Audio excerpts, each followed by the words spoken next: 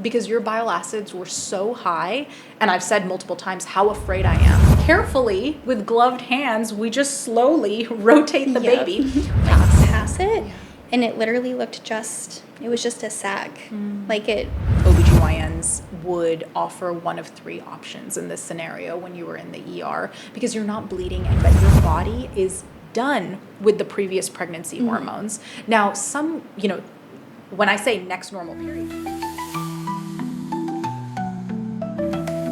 Welcome to the Present Gestation Podcast. I'm Dr. Malik, board-certified OBGYN. Today I have a labor and delivery nurse with me here, Merissa Wood. We're going to be talking about her 4 different experiences with her pregnancies, and we're actually going to be covering some very rare topics.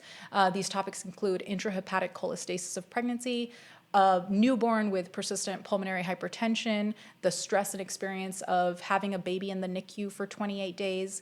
We'll also be talking about what to do when your doctor dismisses your concerns and those concerns end up being a very serious issue. And we're going to be discussing just labor and delivery, nursing, and how nurses advocate for their patients. So I really hope you enjoy this episode.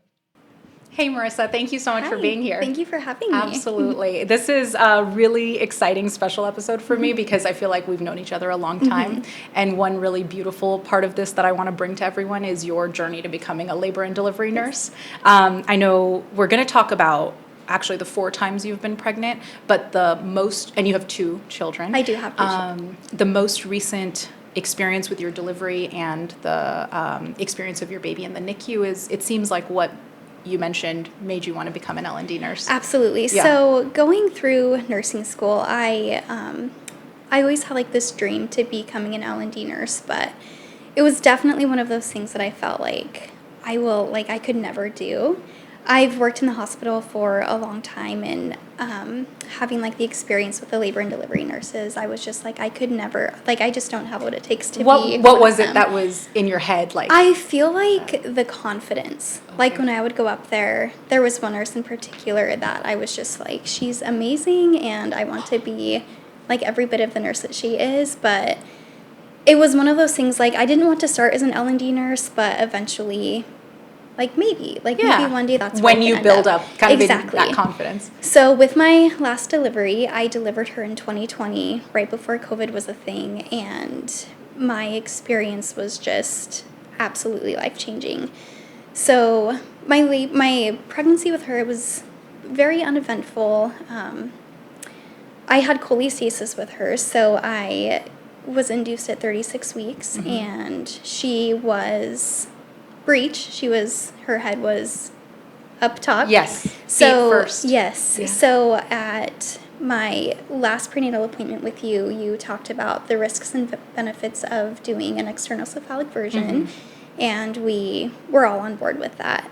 I did get 2 doses of steroids. We knew that we were going to be having her early, so we were very prepared as far as that went.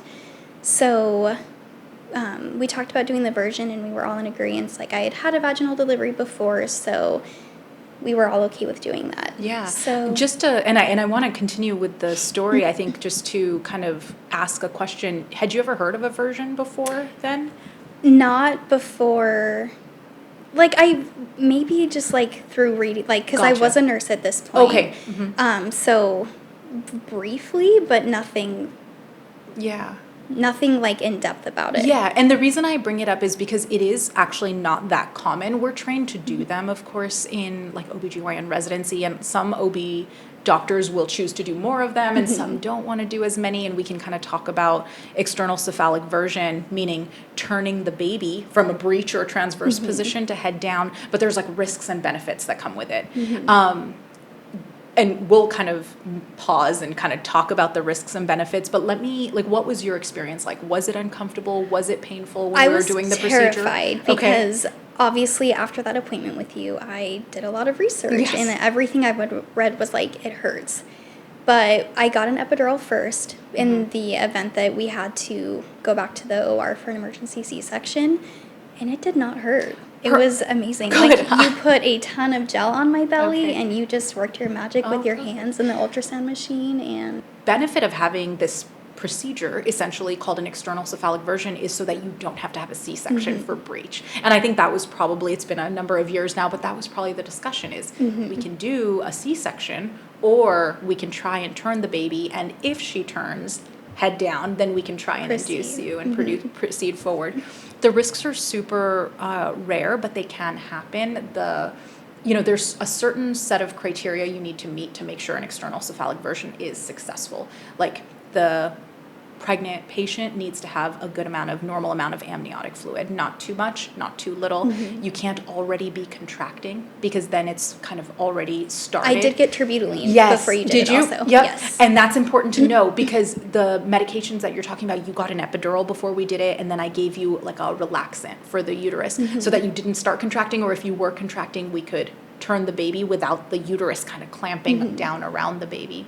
The procedure's done essentially as you described, but we do it in a hospital setting because if something like the bag of water break, this is the risks that we discuss, if something like the bags of water break, or if the placenta gets irritated during that process and starts separating from the wall, God forbid, that's very rare and called an abruption, or if contractions start, you can actually be put into labor. If the baby's heart rate drops low, we may have to do an emergency C-section, so we want to kind of be in that controlled setting of a hospital. And so we gave you an epidural because in that setting, we knew you were staying regardless. Yes. If the baby couldn't successfully be turned during that procedure, we were planning to do a C-section. And if the baby was able to be successfully turned, well, you already had your epidural for the induction process. And then the final part I just want to talk about is what is an external cephalic version? It's just you have your pregnant belly here, baby's head's up here, the feet are down here. We put a ton of gel on the belly. You're already comfortable with an epidural. Not everyone gives an epidural beforehand, but that's my practice. And then carefully, with gloved hands, we just slowly rotate the baby. We'll have an ultrasound nearby just to see exactly what position she's in, and then we'll turn her so that she's head down. Did I give you an abdominal binder after to try to? Oh, that's something we sometimes do is like to keep the baby in that head down position.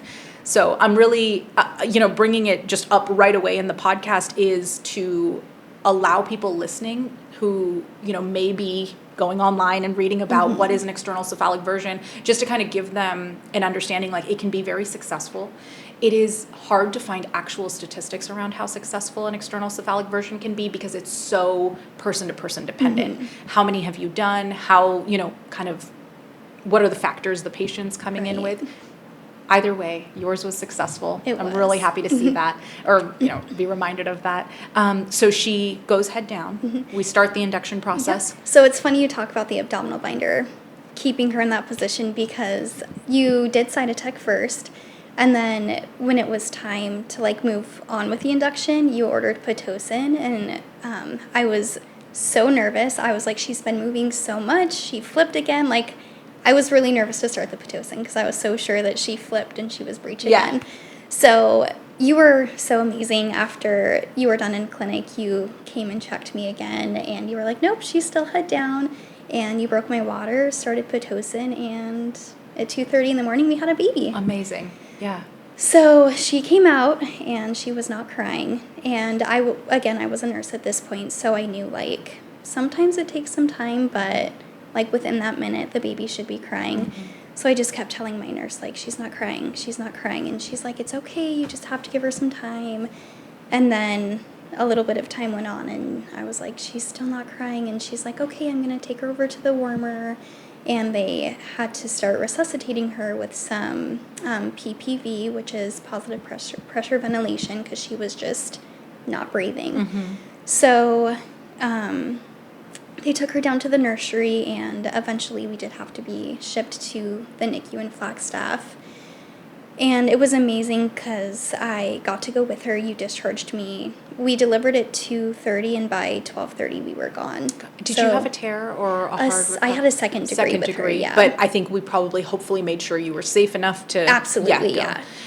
Just to kind of create that picture for people who may be listening in other parts of the country, again, we work and live in a smaller town where we don't have a NICU nearby. The closest level 2 NICU is about 2.5 hours away, which is Flagstaff. And then the highest level NICUs are in Phoenix or Las Vegas. And so when your daughter was diagnosed and kind of we realized that the pediatric team realized that she needed a higher level of care. She was placed on a helicopter and sent to Flagstaff.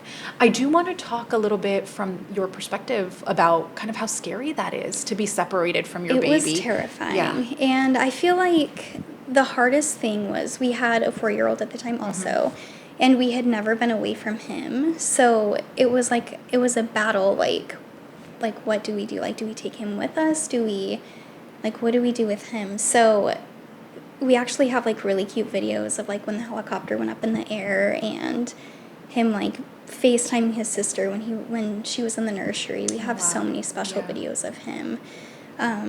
But we, like, that 2-hour drive was absolutely like the longest 2 hours of my life because she was in such critical condition. Yeah.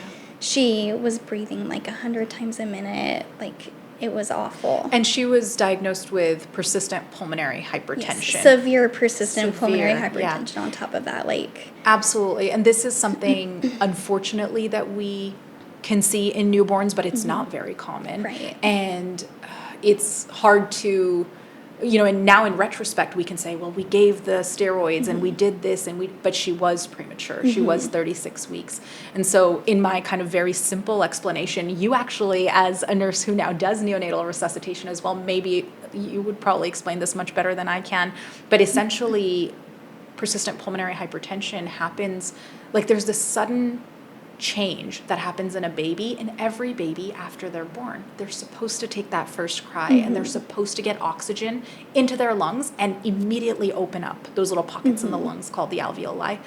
If for any reason that situation doesn't happen perfectly, it causes a change in the pressure between the vessels, and in that there's kind of this, essentially the lungs start working really hard.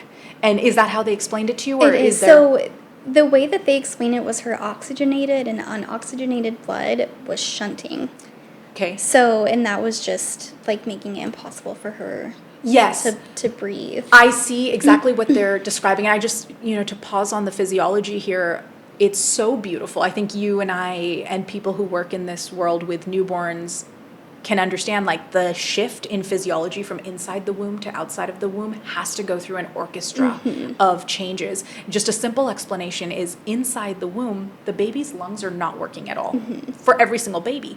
You're breathing for the baby through the umbilical cord. Oxygen's coming in, the CO2's coming out through the baby's umbilical cord and through your body. As soon as the baby's born, all of a sudden, for the first time ever, we got to get those lungs working. And there's all these kind of like shunts, the patent foramen ovale, the ductus arteriosus, these things in the heart that have to change and essentially close or open to allow the lungs to plug in. It's like, if you have something plugged into a wall and you need like electricity to go through that circuit, well, we need it to go down this shunt or this route. Either way, she was getting more low oxygen blood than high oxygen blood, and that's how she breathes. But let's go back to, she spent that time in the NICU. How long was she there for? We were there for 28 days total. Oh my gosh. 4 weeks. It was...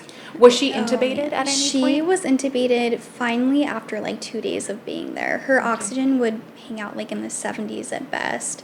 And we actually kind of got to a point where we were just like, when are they going to do this? Like, it was so hard, like, thinking about our newborn baby being intubated. But it was also so hard seeing, like, how hard she was struggling. Totally, yeah. So finally, after about 2 days of being there, they intubated her, and she responded so well after that. So she was intubated for about 2 days. They gave her nitrous oxide. They gave her, it's actually kind of a joke now. They gave her Viagra through her IVs. Just Sildenafil. Yes. Yes. It's and what just does like it do? it helps open up those blood vessels to help the blood flow. Exactly right. So when they like talked to us about that when we were in the NICU, it was like Did they use the term Viagra? They did Yeah, not, but okay. like when we would Yeah. like update our family, Yeah. like they're gonna give her Viagra today. Yeah. So Which, just to clarify, sildenafil, the medication that is the generic name for Viagra, was used for this purpose prior to it being for erectile dysfunction. Yes. But it's interesting because it basically vasodilates those blood vessels in and around the lungs so that we can get more. Blood vessels are basically freeways, right? Like think about taxis or Uber drivers being like the cells that pick up the oxygen. And the blood vessels have to have like 8 lanes open to get this oxygen out to her body. But if they're constricted, if they're tight and you can only get one car through at a time, you can't get enough oxygen through. Essentially that Viagra or that sildenafil, it opened up so that she could have a lot of dilation and a lot of blood flow through those lungs. That part didn't naturally happen for her. It had to be assisted. Right. This is where I always speak to, I'm going to call it the miracle of NICU workers, and of the NICU as a setting where they really, when we don't have the natural process occur for whatever reason, they literally save lives in the NICU every single day. So they gave her that, and you also mentioned at that time. So they kind of like put everything out on the table, like worst case scenario, like least invasive to most invasive is always the way that they try to do things. But they talked about if this didn't work, we would have to be shipped to Phoenix and she would have to be started on ECMO. So that just, it's not a good prognosis. And I'm very good friends with Nikki now. And she told me, like, we would talk about your baby. Like, I didn't know her at this time, but I was very close with, like, Rochelle, who was my labor nurse, and she reached out to me every single day, like, how's she doing? And Nikki tells me, like, they would tell me about your baby, and I did not expect her to do as well. So, like, we like, did not know if we were going to bring our baby home, and it's just amazing seeing, like, this little human that she's turned into. Yes. Because she is such a spitfire. Yeah. So going back to the ECMO, they talked about, like, worst case scenario, that's the route that we would have to take. But she was a fighter, and they intubated her and did all of those things. And her lungs responded. ECMO is extracorporeal, trying to remember what the M stands for, oxygenation. And really the idea I've seen in my career, a number of babies who've had these issues then have to get ECMO, a small number, but the ones that I've seen, essentially what it does is it brings the blood out of the body to oxygenate it through a machine and then put it back in. Essentially, in a weird way, kind of like dialysis, right? A weird analogy, but essentially the same. Thank goodness she did not have to go through that. What sounds so beautiful rehearing this story is, in retrospect, we can say, well, 28 days and her lungs responded, but I imagine every hour of those 28 days you were on pins and needles. Oh, it was horrible. Yeah. Thankfully, though, they are a very, very family-oriented NICU, so our son was with us basically the whole time. Oh, awesome. My dad and stepmom did come up to visit. Gosh, it was probably like 2 weeks in, and they took him home back to Kingman for a couple of weeks, but they included him in everything. Like, he got a little doctor's outfit and he listened to her, and we were there with her the whole time. We changed her diapers. She had an NG tube in. We managed the feeds. We did absolutely everything that we could with them. That's amazing. So and the that nurses helped. There and the physician there were supportive with all of that. They wanted you to be hands-on. It was unbelievable. That's amazing. It was unbelievable. Like, they pushed it on us. Yeah. To be that connected involved us in absolutely everything. That's really beautiful. I have seen so many families that have gone through a NICU experience, and because it becomes such a long process, really find lifelong relationships with the people that they were, meaning these are the people that showed up in a moment where you had no idea how the next hour and the next hour and the next hour were going to go. And that's just such meaningful work, Like, they would encourage us to, like, go to lunch, and the nurses would text us while we were gone. And just as concerned as they were about her, they also, like, postpartum depression with me, they'd be like, are you okay? Yes. They gave me the postpartum depression scale to fill out while I was there even. That's amazing. Which luckily, I was very stressed and scared, and like so unsure of what was happening, but we had such a great support system that luckily I don't feel like I ever experienced the postpartum depression part of it.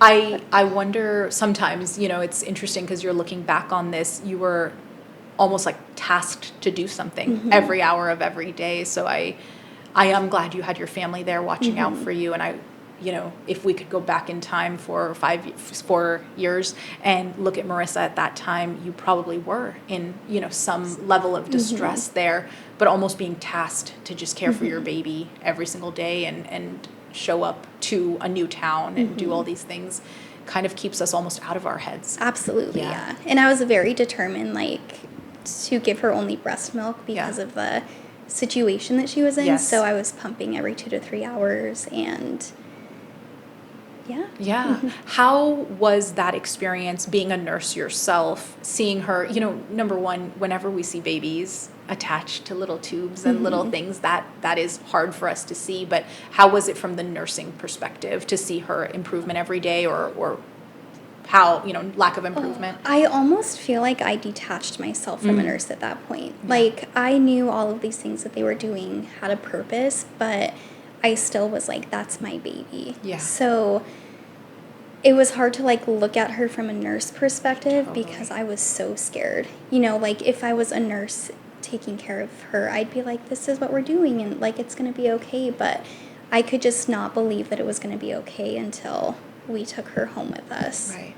You bring up a really interesting and important point that we are able to professionally in a good way. I don't mean in a bad way, but detach ourselves from patients that are not family and very, very close friends. And that's how you want to be when you're, a professional caretaker of another person, is you want to be level-headed and in that sort of mind space to be able to take care of someone. And you are not a nurse in that moment. You're Avery's mom, right? First and foremost. I feel like it might have been a little bit different because now, I do have experience taking care of sick babies, and I feel like I don't want to say I'm strong in that part, but I do I love being part of resuscitating a baby. Yeah.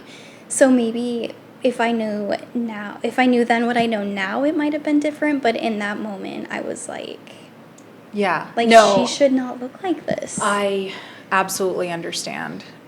So speak to that. Was that a big influence? I know you had obviously already been a nurse, but then you decided to pursue your dream of being a labor and delivery nurse. 100%. I know you've mentioned your the people who've influenced you a lot. I know Rochelle is one of them. But tell me, where was that thought process once you had taken your baby home, and what was the... So I actually applied for labor and delivery when I was in the NICU with Avery. I had a lot of time to reflect on my experience at the hospital.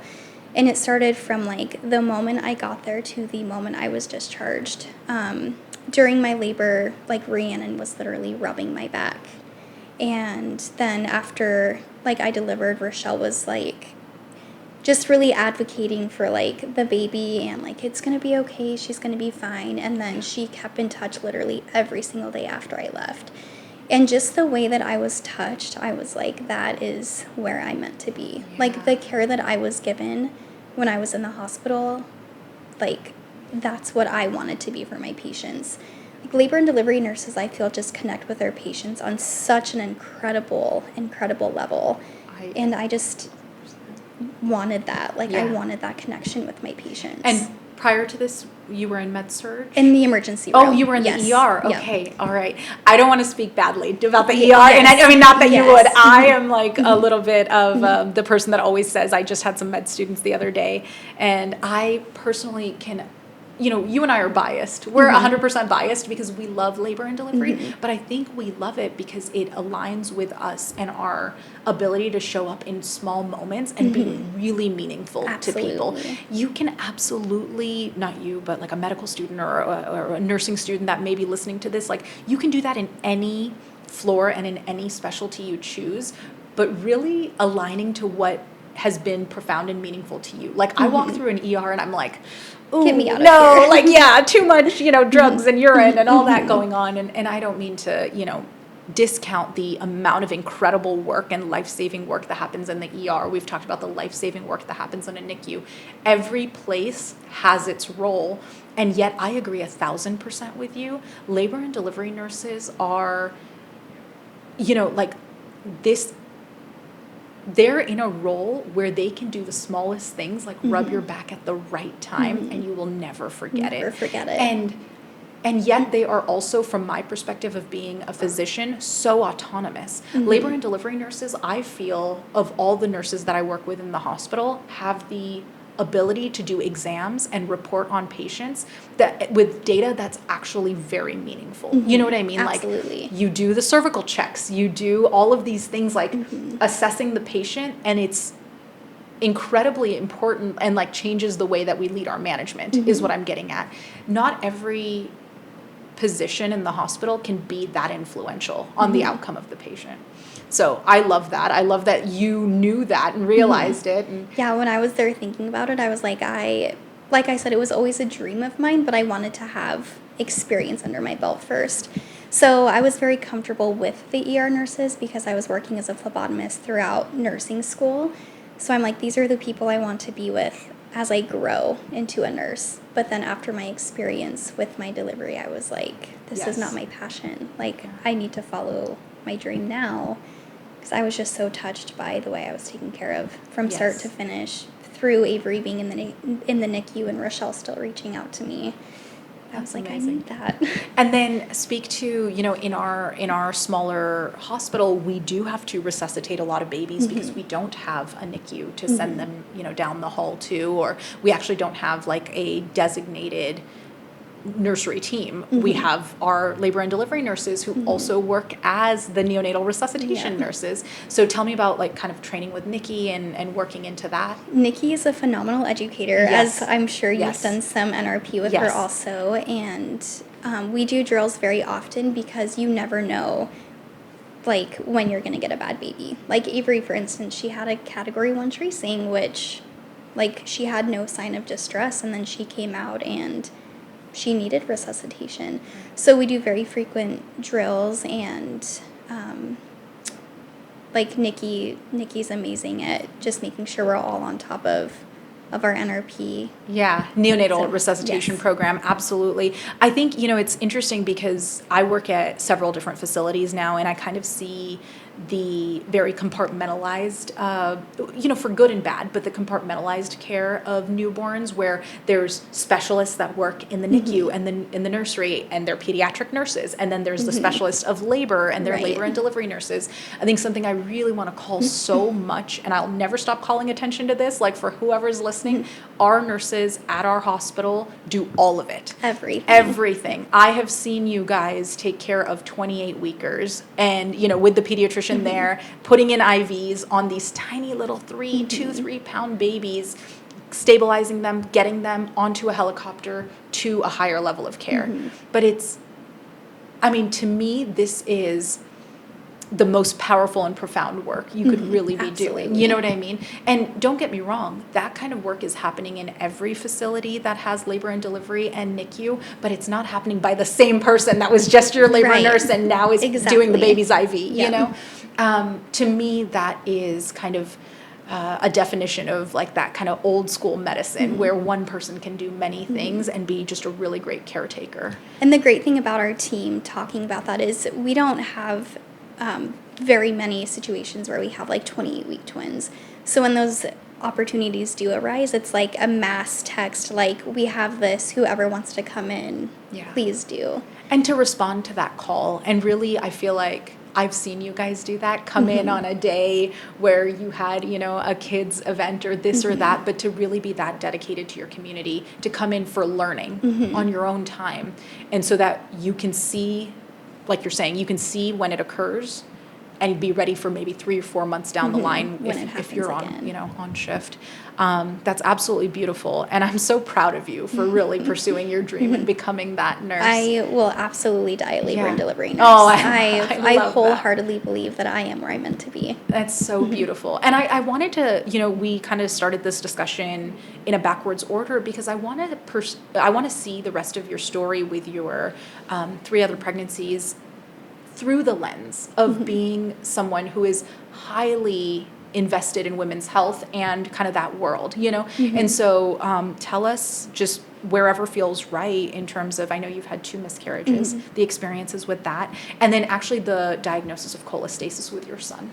So when I was finishing my prereqs for nursing school, my husband and I thought it'd be a great time to have a baby. Which it wasn't horrible, but I don't know if we really wholeheartedly planned that out, having a baby before nursing school. So I got pregnant, and at my first dating ultrasound, there was a gestational sac but no fetal pole. So my doctor was like, we're just going to watch this closely. It could still be early. We'll do some blood work on you and just kind of go from there. So a gestational sac is a very normal and healthy finding at 5 weeks. And we don't expect there to be necessarily a fetus there until about 5 weeks, 5 days, almost 6 weeks. And then a fetus with a heartbeat at 6.5. So they were thinking, well, it might just be that we're 5 weeks pregnant. Right. Exactly. So I got blood work drawn, and it wasn't doubling like it was supposed to. So I don't remember why I ended up in the ER. I don't know if it's because I saw my blood work, or I don't remember what sent me to the ER, but I ended up in the ER. They did an ultrasound, and there was no heartbeat. So the physician that was on call that time ordered a shot of methotrexate, which looking back now, surprises me because I've never experienced that. It's not a medication that we would use for a miscarriage. That's usually a medication reserved for an ectopic pregnancy. But, and I don't want to make an excuse for this, I wouldn't use methotrexate in that setting, but I think some generationally older physicians have been used to using methotrexate in that kind of setting. But it doesn't make a lot of sense. Yes. In the moment, I was like, okay, I didn't know. Yeah. But as a nurse, and I'm like, I wonder what made him choose methotrexate over Cytotec or anything else. Misoprostol. Exactly. So you had been diagnosed at that point with a miscarriage. Yes, and it was actually looking back, it's kind of confusing because they said something about a cervical ectopic miscarriage where the baby was maybe growing in Too my low. cervix. Yeah, I would have to look at the records, but I'll be honest with you, if it was a cervical ectopic, then it makes sense to give methotrexate. Because you have to kind of address the blood vessels and all of that down into the cervix. You can't do a DNC. It would be very dangerous and bleed heavily. But that would be if they called it a cervical ectopic. However, if it was a miscarriage higher up in the uterus, so the uterus is a balloon and the cervix is the part, that we kind of use to blow up the balloon in the analogy. But if the pregnancy is attached to the inside of the balloon, you can cramp it out, essentially, in the case of a miscarriage that you use the medication. If it's down into the cervix doesn't contract or cramp. So that's where that methotrexate would have kind of allowed it to separate and just get the blood vessel. Yeah. So I got the shot in the ER, and I remember getting super crampy throughout the day, and then later that night I did pass it, and it literally looked it was just a sac. I wasn't really sure what to expect. Yeah. And that early the fetal pole would be maybe the size of a grain of rice, or just maybe half the size of a peanut, or something very small. You wouldn't really be able to visualize it. It looks like a little blood clot. Yep, but it's still traumatizing. It's still not, I think, and we talk about, because so many women have had the experience of miscarriages, we seem to be talking about it on the podcast a lot, but because it's so important, because that image of seeing that sac or that blood clot will never leave you. That's why I bring it up, is it's a very universal experience that many women have had, and yet we don't talk about it enough, and it still seems to come up in front of most people's eyes when they think about it again, so that you never had to take anything more than just the methotrexate. Nope, it was just the one shot dose, of methotrexate, and that was it. Yeah. I will kind of take back what I said, is if it were a cervical pregnancy is what we would have called it, a miscarriage in the cervix, I probably would agree with the methotrexate. If it wasn't, then we would have used a different medication. Yeah. And then you went on to have another pregnancy. Yes. So my second pregnancy, I got pregnant with my son, Bradley. He is almost 9 now. And I delivered him right at the end of my nursing prereqs. We didn't wait before I tried getting pregnant again.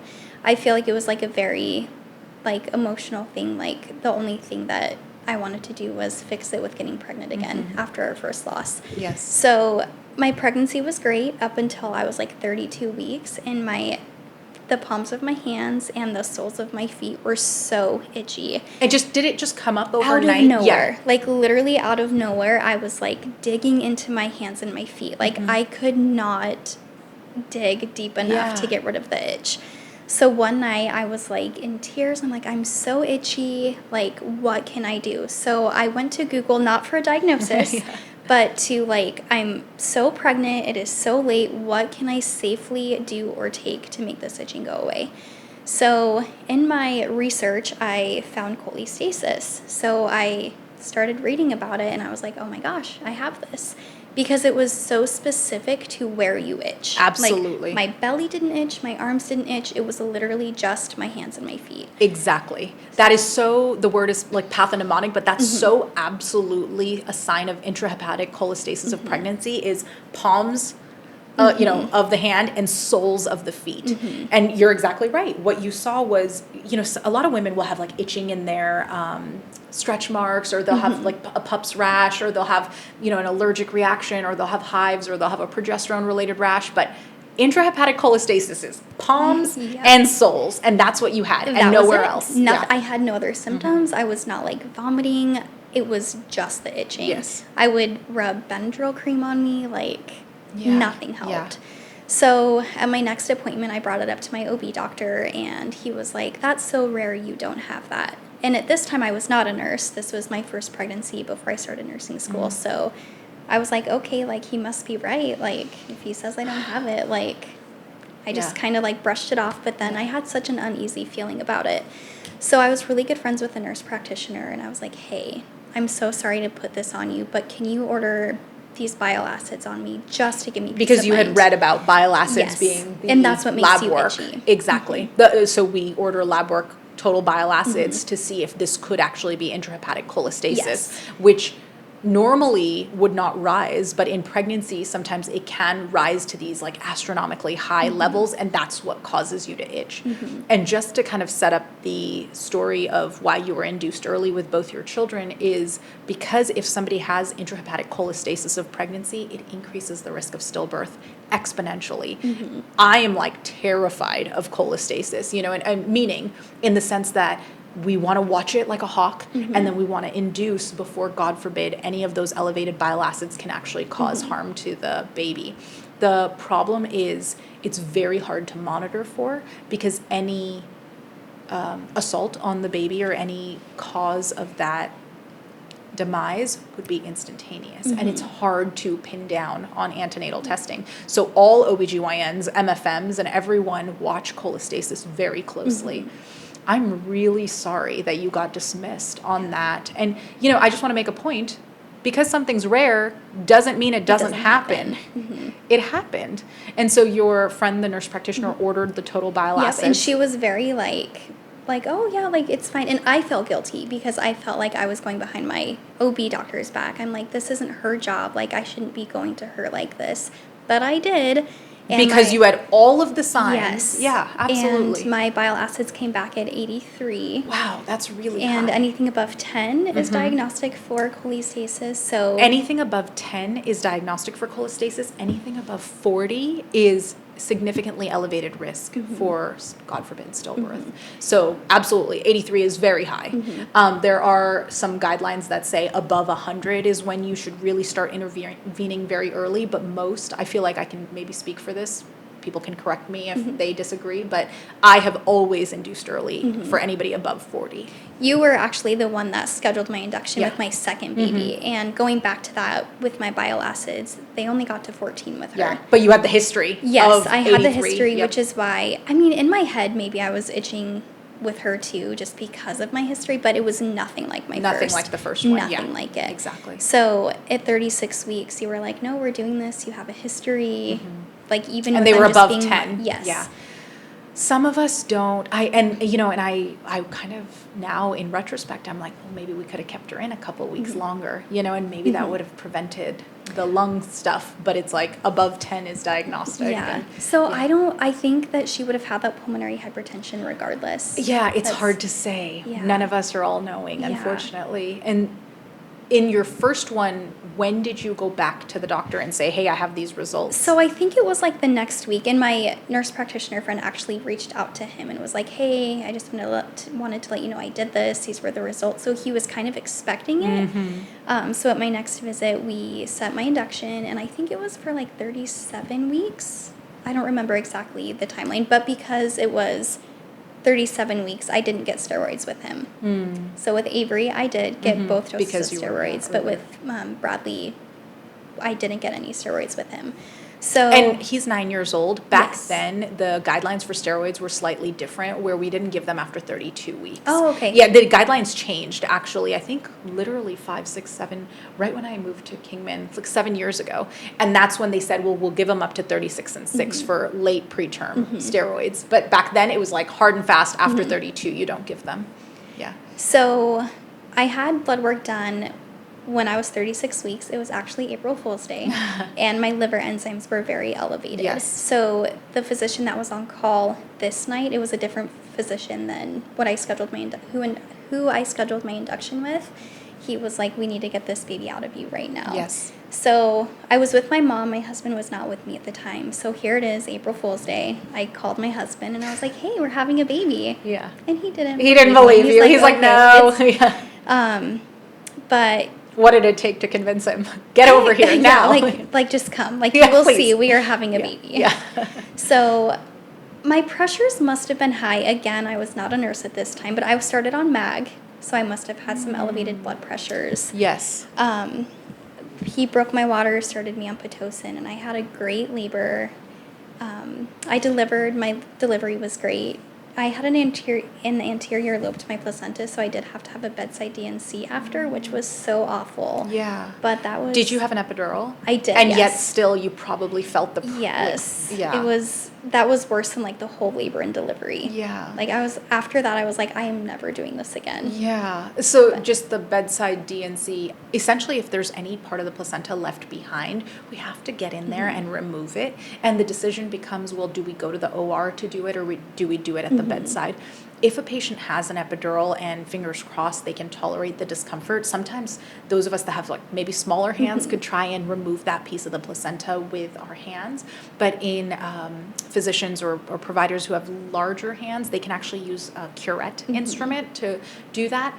It is absolutely uncomfortable, and for anybody that's in the room, probably very hard to watch. Yes. Family members may have told you. This is the kind of stuff that, we do, and you've seen me do now that you're an L&D nurse at work all the time. And yet I know when you're the patient experiencing it, it could be awful. So communication is important on our end. I think you've heard me apologize a lot to the patient because I don't want to put them through that experience of either a hand or instrument up inside the uterus. Scraping, that's the curettage part, scraping the placenta off the wall. But if it can be done without general anesthesia, then that allows you to feed your baby sooner. Exactly. We don't have to, pump and dump the breast milk because of the general anesthesia. So sometimes I feel like between a rock and a hard place when I have to make those decisions, like, do we go to the OR for patient comfort and then we have general anesthesia in her body, or we have, all this other stuff, or should we do it at the bedside? And it's, I think in that setting, the thing that I've learned over my time doing this is communication is the most important. Absolutely. You have to be aligned with the patient and make sure they understand that you're not doing this because you're trying to leave the room faster. You're not doing this for, you're doing this for their health and their safety, to prevent bleeding, to do whatever. But it is going to hurt, and I'm so sorry. And then utilizing the the knowledge that we have to maybe give some medications and this and that. We're in a line of work where we have to, giving medications affects breast milk. So we have to be very mindful of those things. Yeah. So you had to have that, but you didn't have too much bleeding after that placenta came out, or did you? Not after. I did before the placenta came out. Like, I remember the nurse, yelling to the doctor, when she would rub my belly, she had to, yell down the hall for him to come back. Oh, because and you were bleeding profusely. Yeah, and that's when he found that there was that anterior lobe in there. Anterior lobe, Yep. succenturiate lobe. That's a hard word to say, but that, like, when a placenta is itself whole, and then it kind of has like almost like a little piece coming off of it. Yes, in that exact scenario, especially if you were bleeding really heavily, getting that little piece out is the fastest way to stop bleeding. Yeah. And it did. After that, it was it was fine. Yes. I have to hold so many things when I hear these stories in this setting. You know, it's different when you're like in the throes of stopping someone's bleeding or saving a life. You're like, that had to happen. Yes. And then, 9 years later, I'm hearing someone say, well, that was a really awful experience. It was But knowing what I know now, Yes. like, that had to happen. It had to happen. And I 100% think that I think, it had to happen. The many people or the people that listen to this podcast or watch this podcast, they aren't in a labor room day in and day out like we are. And so that one experience for them, that's the part that I really have to hold, is it's still uncomfortable and it's still going to be a lifelong memory. Right. So in that moment, always going back to communication, from the nursing standpoint, from the physician standpoint, saying, hey, I know this is really uncomfortable. I promise we're all on the same team. I promise we're doing this for your best. So your son ended up doing great? Yeah, he was not a good feeder, but he did great. We were in the hospital for a week with him because he was jaundiced and working on his feeding issues, but he's great now. Yeah. How quickly did your itching go away? Immediately. Oh my goodness, it was crazy. Were you ever placed on the medication for it? Or Sedile? Yes, for both of my pregnancies. You were. I was. Yep. And did that help with the itching?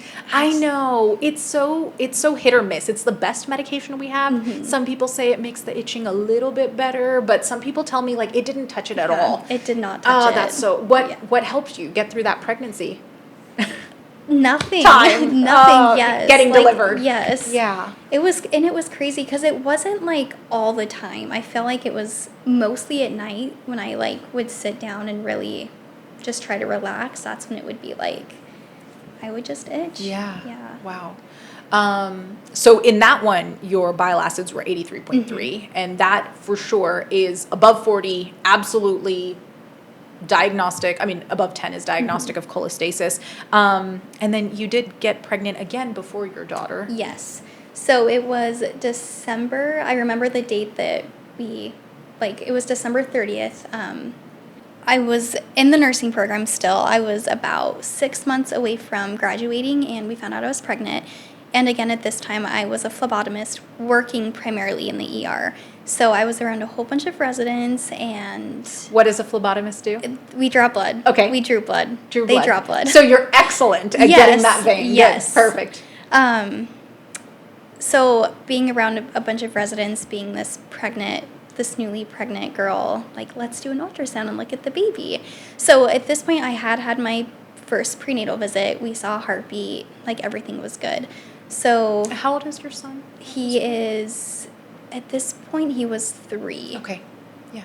Or 2, maybe 2. Got it. Between 2 and 3. So just for fun, they wanted to do an ultrasound because residents like to do stuff like that. And there For was practice, no, yeah, right. yeah. And there was no heartbeat.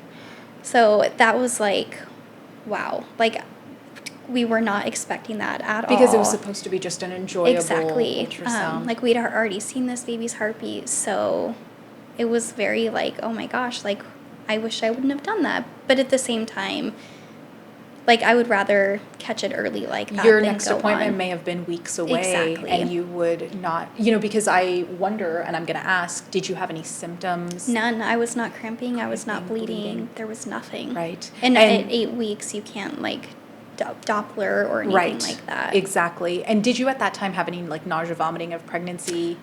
Not. Yeah, you never had No, it, so it wasn't no. something you could compare. Sometimes I've had patients say, well, I had nausea, vomiting, and then all of a sudden I didn't. But the reason I'm asking this question is you had a miscarriage where the heartbeat stopped, but there were no signs to present the miscarriage to you. Right. Can I ask how the resident presented that information to you? Or did he get his attending physician? Or? Yes. So, and then, like, I checked into the ER so we could, like, properly go through the steps of, like, what comes next. So the physician that was on call that day, it was December 30th. It was the day before New Year's Eve. He offered to do a DNC on me that day, and my husband and I talked about it, and I was like, I don't want to just, like, go home and have to wait. Like, Yes. we went through that with the first one of just, like, when is this going to happen? So we did the DNC, and I did go home on Cytotec also, just to help. Make sure that the bleeding doesn't Right. isn't excessive. So just to explain and this is pretty universal, I could speak to most OBGYNs would offer one of three options in this scenario when you were in the ER, because you're not bleeding and you're not infected. Right. But three kind of management options. One we call expectant management. Expectant management is waiting, expecting, seeing what the body does, but sometimes that can take up to 3 to 4 weeks to even start cramping and bleeding. And what an emotional toll it is to sit there with a pregnancy you know is not going to move forward. The second option would be to give medications such as Cytotec is the brand name, misoprostol is the generic name, and that medication essentially starts the cramping for you, and it can take up to maybe a week to 10 days to really bleed and process and pass the pregnancy tissue. Sometimes it can cause significant bleeding and you still end up needing a DNC, and that's I can't put like an exact number to it, but there is a percentage, maybe 5% or less of the time that you do medical management, you would need a procedure anyway. And then, so that's the second option. The third option they would give you is the procedural management option, which is to do a dilation and curettage, which in a hospital setting, you're under anesthesia, so that's very beneficial. And then essentially we just, through the vagina, go into the cervix, open it up about 1 centimeter, and then separate out the tissue and bring it out. That is the fastest resolution because it's done at that point. There may be some bleeding after the fact, and that's where your doctor that day decided to give Cytotec for you to go home with, because if there's any little bits of blood clots left behind, it will cramp out those little blood clots, so you don't have to bleed for an excessive amount of time. Cytotec doesn't go without pain. So, of the three treatment options we talked about, the second one being medical management, I talk about the cramping medication, but we should also be giving some kind of pain medication or NSAIDs, like ibuprofen, high dose ibuprofen tend to help a lot with that cramping. Did you have any pain medication or anything to help you? Just ibuprofen. Just ibuprofen, yeah. But the cramps are real, and I've heard they're very painful. Very much so, yes. How long did you bleed for? Do you remember? I don't remember After the exactly. DNC? I know it wasn't horrible because my stepbrother was actually here from Missouri, and we took him to the airport on New Year's Eve. Oh, so just the next day? Yes. Yeah. And I feel like that's another reason why I just wanted to get the DNC, because it was the holidays and we had family in town, and I didn't want to just Absolutely. wait. I think that DNC is a term that is used for many different procedures in obstetrics and gynecology. Even in non-pregnant women, we sometimes do a DNC just to obtain tissue, to see if there's, God forbid, cancer in there. DNC is a big term that's used for many different things, but it just means whatever's in the uterus we bring out. And that procedure itself is actually a very short and small procedure, easy to recover from. I'm not speaking to the emotional side of it, but the physical aspect of it, I think, because I've had friends, my sister, my patients, so many people in my life say, oh, I have to have a DNC. What can you tell me about it? I explain the procedure to them, but I remind them, hey, actually, you're going to have no cuts. It's all going to be done in less than about 10 minutes. Hopefully you'll be under some kind of anesthetic. Sometimes it's done in an office setting, without anesthetic in certain scenarios. But hopefully you don't remember it. Hopefully you don't feel it. You're done. And the next day you can start moving on from the emotional side of things. Exactly. I have seen how difficult it is for someone to struggle with a miscarriage and then just kind of have to manage that bleeding and the expectation of doctor's visits and ultrasounds and is it all empty? Is it done? Is it empty? Do I need, and to have kind of a definitive answer. Like, this is over. This is over. Right. Exactly. I'm sorry you went through that, and you had the experience the first time of having it pass at home, and then this time around of doing the DNC in the hospital setting and then going home. Yep. How did you navigate that emotionally? I know the holidays were there. How did you and your husband I do? feel like with our second loss, it was a little bit harder because we did see the heartbeat. Yes. And our son knew, that we were having another baby. So I feel like it was a little bit harder that go around, but we're very much like everything happens for a reason people. Like, if we wouldn't have Avery if, you know, Yes. if the universe wouldn't have aligned like that. So then we did end up waiting. I was like, I'll finish nursing school before we even try again. So we did give ourselves some time to heal from that one before we tried again. Just to ask the question, you had mentioned with your first loss, you said we didn't wait. I'm just curious to see, you know, you kind of, did you wait for your next period? How did you know you were ready to try again? We waited one cycle. Yes. Yes. Perfect. So after I had a normal cycle, after I was done bleeding from the methotrexate, then we tried again and we got pregnant right away. Okay. And I've heard that you're more fertile after you go through things like that. Something that in my training and, you know, my career has kind of changed in terms of counseling is when I was trained, they said we should, at least where I was trained, they said we should tell patients who've had a miscarriage to wait 3 menstrual cycles, 3 months until you can try again. I don't really feel like there was any like real science behind that. It was kind of like a little made up. But since then, the data actually suggests that as soon as a woman has had a next normal period, so you said it perfectly, right? When you have a next normal period, that signifies that your body is done with the previous pregnancy hormones. Now, you know, when I say next normal period, that's for women who have regular periods. There are some women who have irregular periods and they may not be able to kind of assign what looks like a normal period or when is it coming or anything like that. But in most counseling situations, I'll say to a patient, when you've had your next normal period, then you can try without protection and it would be safe to get pregnant again. And that's exactly what our doctor told us. Exactly. Perfect. I love that. And I just wanted to clarify that for the listener. In terms of the second loss that you had, you did want to give yourself time to then finish nursing school and go through all of that. And then you got pregnant in 2021? May. And then we got pregnant a couple of months after I started. Yeah. And that pregnancy was overall, as you mentioned, with Avery, pretty good. It was a great pregnancy. Yeah. We were checking the bile acids because of your history. Yes, we did bile acids, and also I was doing BPPs and NSTs weekly too, so which we didn't go through with Bradley. Because I think your cholestasis was diagnosed so late, yes. that like so we the didn't antenatal really have time. testing, you know, that you're speaking to when a patient has a high-risk pregnancy for any number of reasons, cholestasis being one of them, you know, a history of preeclampsia, hypertension, advanced maternal age, so many different reasons, we can start something called antenatal monitoring, where you come into the office twice a week. We put you on the heart monitor for the baby's heart rate, watch it for at least 20 minutes, and then also do an ultrasound to look at the baby's fluid, and then the biophysical profile, which we look at 4 different factors. We look at the baby's fluid, we look whether the baby is doing breathing motions, and I like to clarify that because once again, the baby is not using their lungs to breathe. They're just kind of moving their diaphragm and swallowing amniotic fluid. Those look like breathing motions, but actually you're breathing for the baby through the cord. So amniotic fluid, the breathing motions, movement to make sure the baby's doing well enough, and then something called tone to make sure they're not kind of just limp. Exactly. So you were doing that testing with your with Avery, and all of that testing, like you mentioned, was fine and healthy. I think kind of speaking to, you know, Monday Night Quarterback in retrospect, looking at that and saying,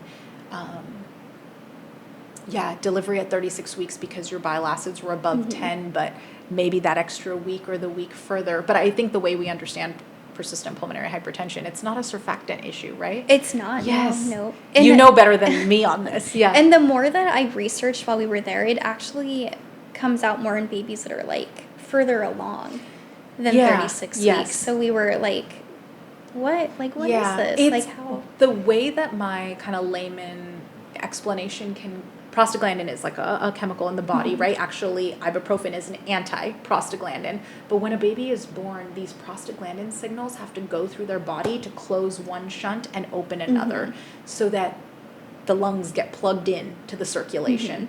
If that doesn't happen, if that signal doesn't happen, then they can lead to this very kind of rare and severe situation of persistent pulmonary hypertension. It does not happen, obviously, very commonly, but I'm so grateful that the NICU was able to fully heal her.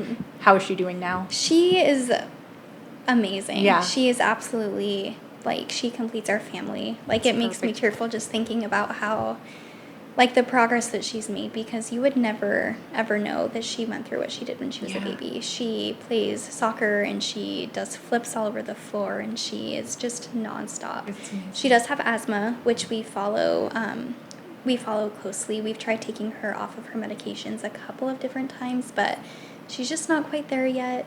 Asthma medications? Yes. Okay. So she just does an inhaler twice a day, and like, albuterol is needed, and the prednisolone when it gets really bad. When it gets really bad. Yes. Yeah. We've only had to be hospitalized one time since we've had her. She got RSV, and she needed oxygen, but she's just a little spitfire, and Keeps up with her brother. oh, Yeah. he can't keep up Oh, with her. that's amazing. Yeah.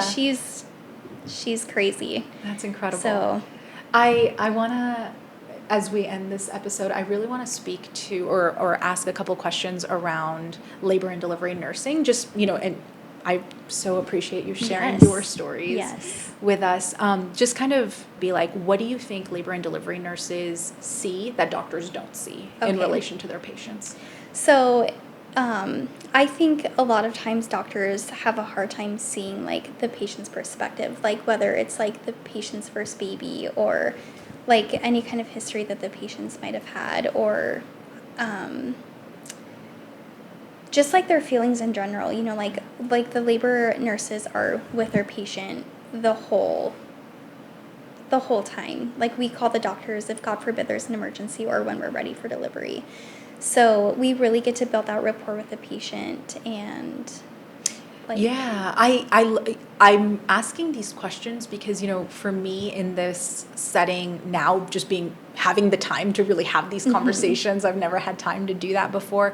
I've always told friends of mine that say, like, what if I have a question, or what do I do in this scenario? I'm like, ask your labor and delivery nurse. Absolutely. They are literally there for you at the bedside, 12-hour shifts at a time, and maybe you'll have the same one back the next day, Yes. and it's one of those things where I really have seen from my perspective how much you can advocate for your patients. Absolutely. And you and other nurses do advocate. Like, you are literally sometimes their voice when either they forget or they're sleeping, and that happens to be the one moment I come by to drop in. Yep. Well, talk to your labor and delivery nurse, because they will advocate for you, right? Yeah, you're that pathway between them and the doctor. Exactly. Every minute I feel like I trust what you guys say about them, because we don't have that long-standing kind of rapport built up with the patient. Hopefully in the office we do, but not during the hardest time of their life.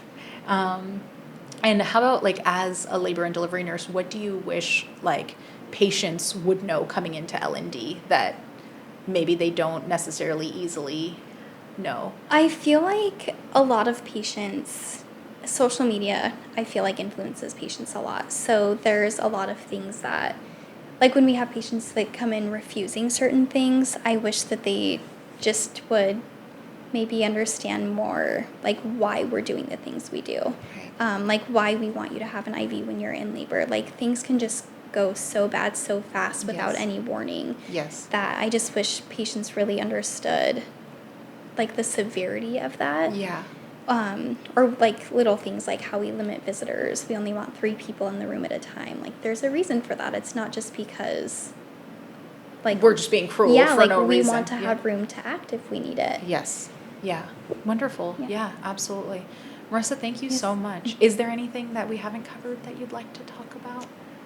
I don't think so. I'm trying to, like, also think back to acknowledging, the fact that you've been through these 4 incredible, difficult processes with your pregnancy, and how on the other side of it, you've achieved your lifelong dream of being a labor and Absolutely. delivery nurse. I just think, like, when I started this podcast, or when I wanted to do this work, I thought to myself, like, there's no realm in which I've seen more everyday resiliency. Like, we see, like, superheroes on TV or whatever it is, but the resiliency with which women carry out their pregnancies, and then to also cultivate a beautiful career Yes, through all of it that. is Like, that is amazing. incredible. I'm so proud Yes. of you, and I'm really just blessed to know you as a person. There is one thing Yeah. that, like, now that we're talking like this, if you feel like something is wrong, like, a mother's intuition is Yes. absolutely a real thing.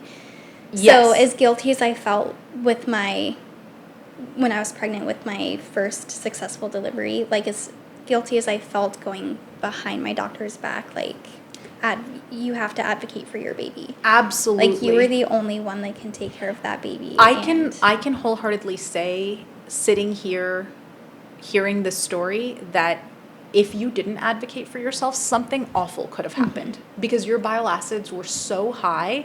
And I've said multiple times how afraid I am of bile acids that even go above 40. Something awful could have happened. But your intuition, your symptoms that you absolutely had, they were real. You acted on them. You had a friend that was a nurse practitioner. Not everybody has this luxury. So I'm 1,000% in agreement with what you're saying. Now more than ever, we have to advocate for ourselves. If the people kind of assigned to take care of us are dismissing what we're saying, I agree with you. If a woman says that she's experiencing a symptom, we cannot blow it off. Just ignore it. We have to. And we may go down a rabbit hole or, of not finding anything. But unlikely. Look at the huge things that we found in that situation. So I agree 100%. Advocating for yourself. It's also interesting just to bring up, like what you said. Social media has influenced our patients for good and bad. And I just so really want to be a good influence on there, of saying like, hey, these are real, actual things that can happen. That can happen, yeah. And so please go out there and advocate for yourself. Thanks so much for being here. Thank you for having me. If you enjoyed this episode, please do like it and share it with a friend or family member. Please subscribe so you can catch more episodes similar to this and information about pregnancy.